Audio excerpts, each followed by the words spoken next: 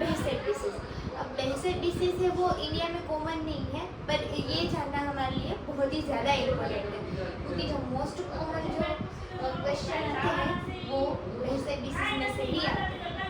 ठीक है, Behcet disease में क्या है, मल्टी सिस्टम डिसऑर्डर है, क्योंकि ये आइज, स्किन, आपके जॉइंट्स, नर्वस सिस्टम सबको इफेक्ट करता है। ठीक है, तो ये मल्टी सिस्टम डिसऑर्डर है।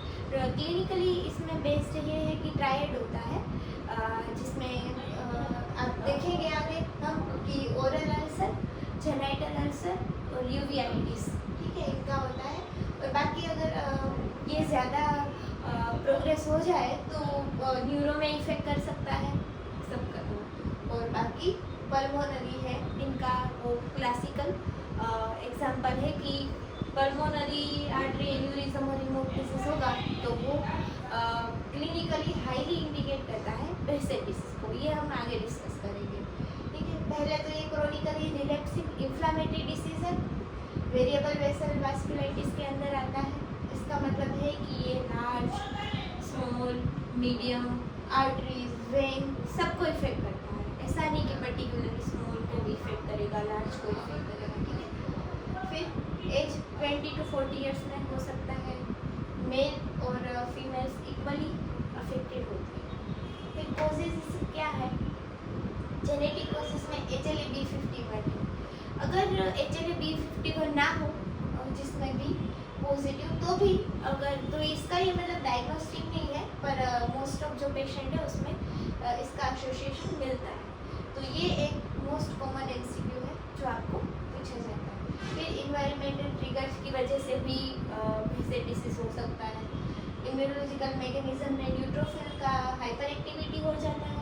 और फिर TNF अल्फा, इंटरल्यूकिन 17 और इंटरल्यूकिन 23 मोस्ट कॉमन इफेक्ट करता है। और इसकी जो बाकी आगे जो प्रोसीजर जो पैथोजेनेसिस है वो होती है। मेन तो इसमें जो वेन होता है और आर्टरीज होती है, वेसल्स का एन्यूरिज्म हो जाता है। अब हम देखते हैं क्लिनिकल फीचर्स। सबसे पहले पेशेंट क्या आपके पास प्रेजेंट करेगा, ओरल अल्सर, जो कि हो गए पेनफुल, रेडनेस हो गए और वो रिलैक्सिंग हो गए, ट्रीट करने के बावजूद भी वापस हो जाएंगे। वो oral ulcer, genital ulcer male और फीमेल में दोनों में देखने को मिलेंगे। ये भी पेनफुल होते हैं। आइज में यूवीआइटिस, स्क्लेराइटिस, रेटाइनल वास्कुलाइटिस ये सब देखने को मिलेगा। स्किन में इरिथेमा नोडोजम, ठीक है। आर्थराइटिस में नी, एंकल, रिस्ट का आर्थराइटिस कॉमन है। और वास्कुलर में जैसे कि वेन्स है तो डीप वेन थ्रोम्बोसिस हो सकता है।